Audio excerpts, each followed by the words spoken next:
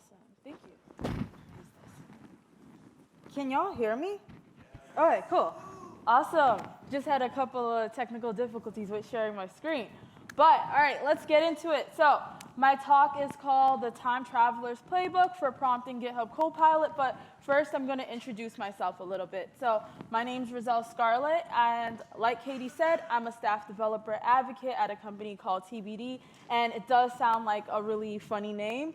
But we're legit. We're actually a business unit within another company called Block, which owns like Square and Cash App and Afterpay and Tidal and all that. And one of the highlights of my career is before this, I used to work at GitHub as a developer advocate, and I focused really heavily on Copilot. I got to be in the keynote, and that was really fun for me. So if you're ever like, you know, this girl's kind of cool, you can go ahead and connect with me on any social media platform at Black Girl Bites. So in addition to all that, I'm also a quintessential millennial, and in 2 years, I'm going to be like the ripe old age of 30. Just kidding. I'm very excited to be 30, but it has made me like nostalgic about like being a kid, right? So I missed the 2000s so much that I ended up hosting a Y2K party with my friends, and I got to remember like all these TV shows and songs that made my childhood fun.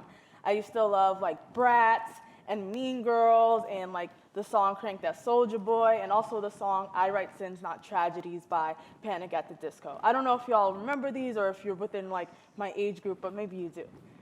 So put your hands up if there's any like things from your childhood that you really remember and you miss so much. Only 2 people? Okay, cool. Because I'm like, everybody should, I mean, unless you had a bad childhood, there got to be something. All right, cool. One really weird show I remember was called Phil of the Future. It was on Disney, and it was about this family that, like, they were from the 22nd century, and for vacation, they used to, like, time travel. And then one day, they traveled to 2004. Their mode of transportation gets like broken down, so then they're like stuck in 2004, and it's basically them just like building their lives in 2004 and trying to fix the time travel machine so they can get back home. So everyone's doing like reboots nowadays, so today what we're gonna do is we're gonna write a pitch for a new but very nerdy episode of Phil of the Future. And our pitch is gonna have the following elements. We're gonna like introduce characters, we're gonna present a technical problem, we're gonna show how GitHub Copilot and Copilot Chat could solve these problems. We'll introduce a climactic situation, which will be like a new framework. We'll use Copilot to solve it, and then we'll leave the viewers with some resources. All right, so starting off, Phil is now all grown up. He's not like a teenager anymore. He's mature, he's knowledgeable, he has like a gray beard. His vehicle's all fixed up, so he's able to return to the 22nd century, and he can go to 21st, 20th, whichever one he wants to do. He also has a big boy job now. He is a principal software engineer. And on top of that, in the 22nd century, AI pair programming assistants are like the norm. Like, you know, right now they're like a craze. Like, everybody just uses them regular in the 22nd century. They know how to use it. They're cool with it.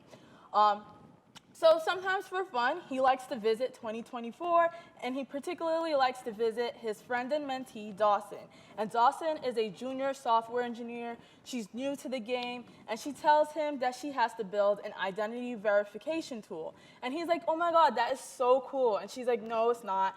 Here's my problem. So like, I'm super stressed out. I have a quick turnaround to deliver this verification tool, and it just doesn't feel like I have enough time. Basically, the company she works at does like an alcohol delivery and like recreational pharmaceuticals delivery via online orders. So people place online orders, and then they got to deliver it, and they need a more reliable way to verify the recipient's age and identity. So right now they're struggling with doing that. And her manager suggested like she build a tool, and she can use GitHub Copilot to help her since her company has a Copilot for Business license.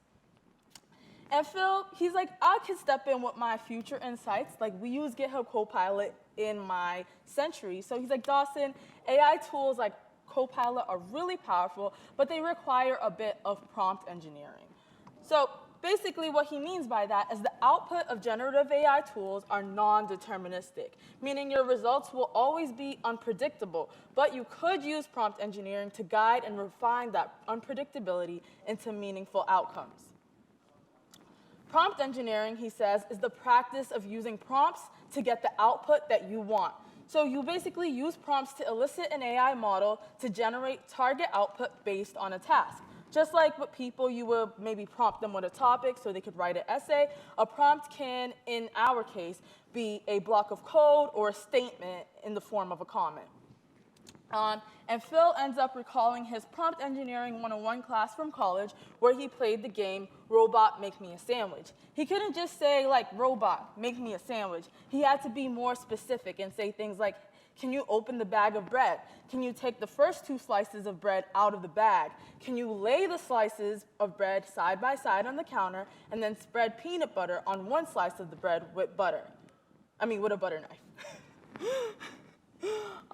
So Phil's takeaway is that computer programs are just algorithms, or just use algorithms, which are just a set of instructions. They're better at taking one step of instructions at a time, and one that's very specific. And of course, GitHub Copilot is just a computer program, so it's going to work very similarly. So Phil has a couple top tips for prompting Copilot. One is to provide high-level context, provide by even more detailed instructions. Another is to provide specific details. The other is to provide examples. And then the last is to keep a tab or two opened in your editor. So let's start with the first one of providing high-level context and following that with more detailed instructions. Phil demonstrates this by building a Markdown editor with Copilot and React. At the top, we see he has this really big comment. Because the editor has no context of what he's trying to do, he has to provide that context. And he does this with that large comment with step-by-step instructions. Like he says, hey, can you make sure we have support for bold and italics and bullet points? And can you use React hooks and the React Markdown package? This way, Copilot can now create a functional but unstyled Markdown editor. So we see it working. His second tip is to provide specific details. Here's what he means. If he writes a comment that says get data from API, then GitHub Copilot may or may not know what he's really trying to do, and it may not give the best results. It doesn't know which API he wants to get the data from or what it should return. So instead, he can write a more specific comment that says use the JSON placeholder API, pass in user IDs, and return the users as a JSON object. That way, he can get more optimal results. His third tip is to provide examples. So he's going to expand on this a little bit. To train AI models, you may use something called zero-shot learning, one-shot learning, and few-shot learning. So with zero-shot learning, a model is expected to correctly make predictions for tasks it has never explicitly seen during training. With one-shot learning, a model is expected to learn from only one example. And then with few-shot learning, a model is trained on a variety of tasks and learns how to quickly learn those tasks from those small examples. And Dawson's like, OK, I don't really get it. So Phil's like, I'm going to break it down for you just a little bit more. So Dawson, you're a competitive video gamer, right? So he decides to use a video game analogy for her. If you were doing zero-shot learning, then you would approach a new game you've never played before, and without playing, you would be expected to use like your past video game experience to devise strategies on how to beat that game. But if you were doing one-shot learning, you get to play the new game once, and after that one match, you're expected to face any opponent and play any character competently. If you were doing few-shot learning, then maybe you would get 2 to 5 missions in the new game, and you can use those missions to help you fully navigate the game. So I'll just leave that up a little bit. And so to demonstrate this, Phil writes out a comment with no example. GitHub Copilot then uses the wrong method and prints out undefined results. I don't know if you could see it over that line, over this poster thing. But when Phil writes a comment that shows an example and the desired outcome, so I'll pause this right here. The desired outcome here says John, Jane, and Bob is what he wants to print out. Then GitHub Copilot is able to follow through. So once he prints it out, he gets to see that John, Jane, and Bob right here. Okay. Phil's favorite tip is to keep a tab or two opened in your editor. This way, Copilot can gain context from your files within your code base. So Phil likes to open a tab with the definition of a function so he can call it with all the correct arguments in a neighboring tab. But he warns Dawson to stick to 1 to 2 tabs because too many open files can lower the quality of GitHub Copilot suggestions. Dawson is loving all the tips, but she wishes she could chat with Copilot directly. She wants to receive like actual feedback, kind of like she does with ChatGPT. And Phil lets her know, girl, you're in luck. There's actually a separate extension called Copilot Chat, and you can use it within your editor to talk about code-related things. It's nice because it actually has context of your code base. You can use Copilot Chat to do things like fix bugs, format dates, refactor code, and test code. So let's see that. Here's how it looks if Phil is demonstrating fixing bugs with Copilot Chat. In his demo, he opens up Copilot Chat, and he has a file that has a bug in it. So then he types in a question. The reduce function is only finding the sum of even numbers. How do I fix this bug? So then Copilot ends up identifying the bug and providing a solution with a little bit of an explanation. And every JavaScript developer knows how annoying it is to handle dates. So he's like, let me show you how Copilot can help. He's been using Copilot Chat to even help him just format a date by month, date, and year. And Dawson's really into it now, so she's like, how can I use it to refactor code? Phil's like, let me show you. Here's an example. I used Copilot Chat to convert my ES6 syntax into ES8. So instead of using like then with callbacks, I said I wanted to use await instead, and Copilot Chat gave me a solution. But Phil's not done yet. He wants to show off how good Copilot Chat is at writing unit tests. So he demonstrates this by just asking Copilot Chat to generate tests using the Jest framework.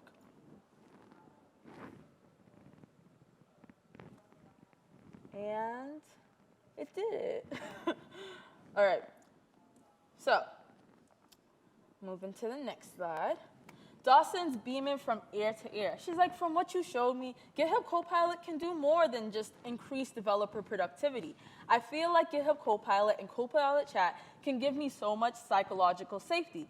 I can confidently ask questions, make mistakes, and contribute without the fear of a more senior engineer scoffing at my code. It's hard, she says. I struggle with imposter syndrome. Unfortunately, the reality is psychological safety is not always common at work, especially in the tech industry, and especially for minorities. And I can see how beginner devs can gain reassurance from GitHub Copilot because it can act as a peer, providing us with ideas when using a new tool for the first time. But Dawson's still a little skeptical. Right? She's like, okay, I can see it could do all these little tricks with a lot of popular programming languages like JavaScript, Java, PHP, and all that. And she knows it's because Copilot was trained on public repositories. But Dawson's manager wants her to build her verification tool with something called Web 5. And she's not really sure Copilot even knows what that is and if it could work with that.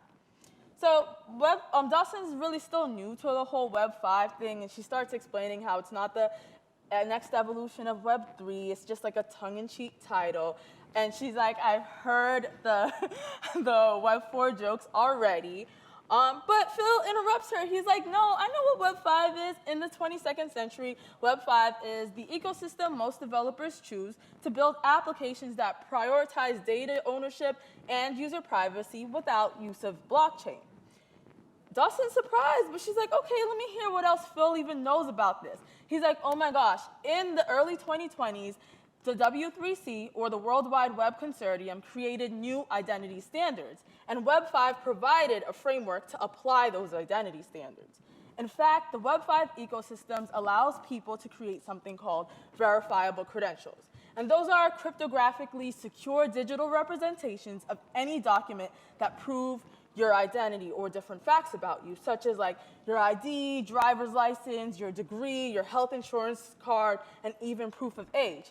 And you can store that in your like phone's wallet, kind of like your Apple wallet or your Google wallet.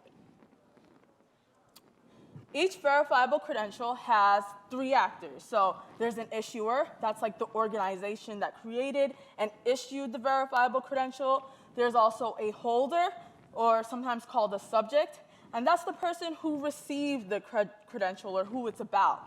And then there's a verifier. That's the organization that's checking for the proof of identity. That's the person you're showing your verifiable credential to.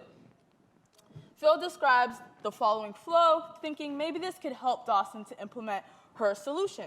To prove that like a consumer is of legal age to drink and use her company's app, she could use a verifiable credential, and it could start by basically a trusted or known entity like the Department of Motor Vehicles or maybe a passport agency could use a Web 5 application to issue people a verifiable credential stating that, yes, this consumer is over the age of 21.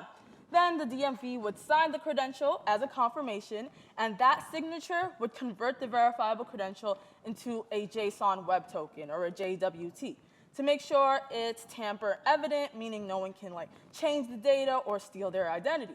And then on the consumer side, although they have a JWT, it's not going to look like that. It's going to look more like a cute little digital card in their Apple Wallet or their Google Wallet. Then they would show it to a verifier. Maybe it's a bartender, maybe it's a liquor store, maybe it's the company that Dawson works at, that online digital delivery company, and they would, behind the scenes, do some programmatic checks to see if the consumer is actually of legal drinking age, if they trust the person that issued it to them, and if the verifiable credential is not expired.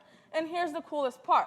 The consumer doesn't need to reveal unnecessary information about themselves like we do when we show our ID. They don't need to like show their address or their full name. They just need to show that, yes, they are over the age of 21. So Dawson's skeptical. She's like, all right, I guess. I just don't know if it's really the right choice. It sounds a little futuristic or imaginative, or maybe people won't really use this. And Phil notes that while this does sound super futuristic, the use of this technology already started before Phil's century. In fact, mobile driver's licenses use verifiable credentials. In fact, the state of Louisiana was the first state to issue verifiable credentials, and like this is an image of like what they have on their website. So they have like a little Louisiana wallet, and it holds like their ID and smart health card and whatever else they need. So Phil's like, let's try to use Copilot to build a verifiable credential with the Web 5 SDK. So we're going to try to do that, y'all. And let me see.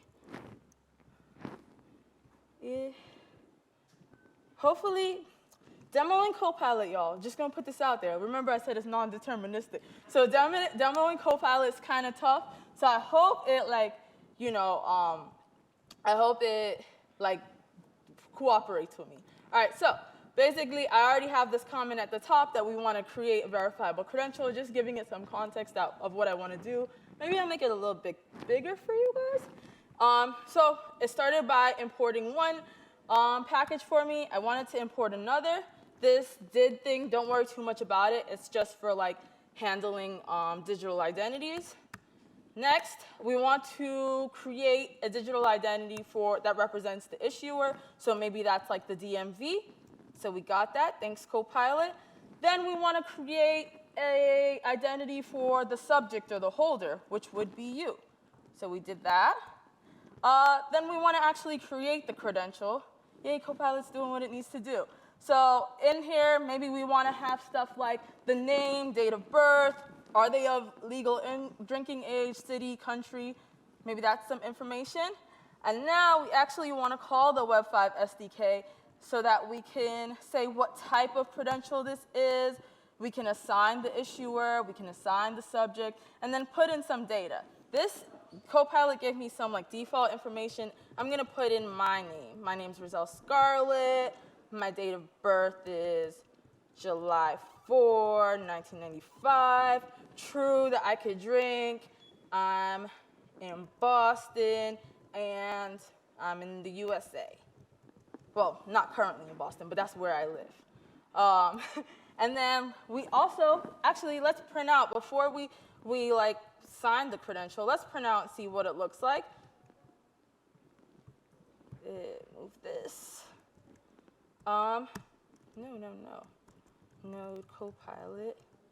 All right. So what it gave back to us is just like a JSON of a verifiable credential, nothing fancy, nothing special. But now we want to sign the credential with the issuer is going to sign it, like the fake DMV that we've created. What do you guys think is going to come back if I console log this after we sign it? Cool, awesome. You either paid attention or you're reading the name of the variable. Let's run this again. And what we see here is a JSON web token. So it looks like a whole bunch of crap, but basically it's just so that like no one can go in and like edit it because they don't know what numbers or letters to even change. I can even show you guys in this, what's it called, jwt.io by Okta. If you paste this here, they have like a little demo app where you can like encode and decode JWTs. So we can see here in the payload, we have all the information like my name, my date of birth. And if someone was like, yo, I'm just going to like try to change it and act like I own this and put some letters, it's going to like mess it all up. All right, so back to FN command. OK, cool. Back to where I was at before. So Phil says, OK, I don't have that much time to like hold your whole hand and build out everything for you, but you can use Copilot as a rubber ducky and continue to learn from it. You can do things like ask Copilot chat, like what is like the verification process, or something called presentation exchange. So we're going to go ahead and do that and see if Copilot can tell us. So I'm going to switch back again. A lot of switching.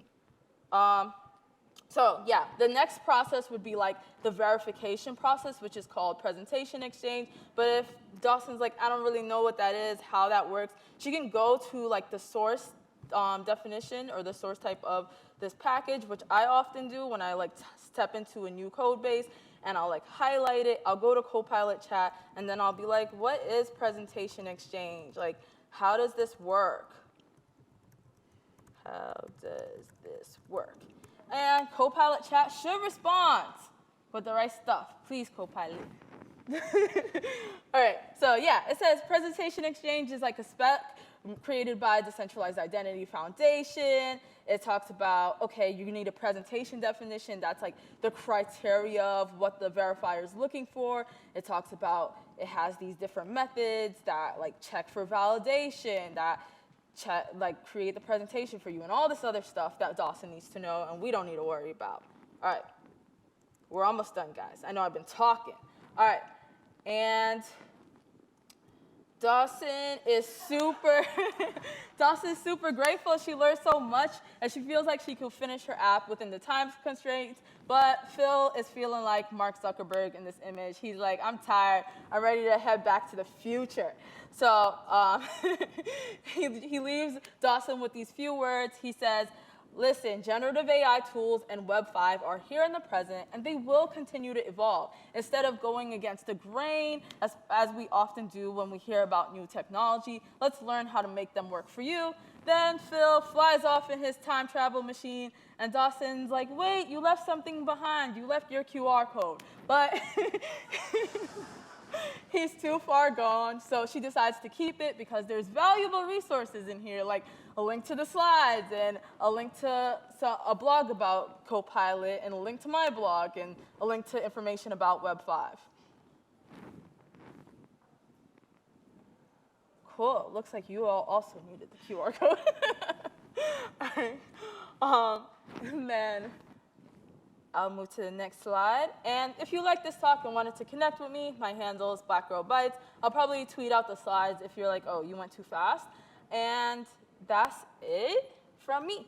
Thank you.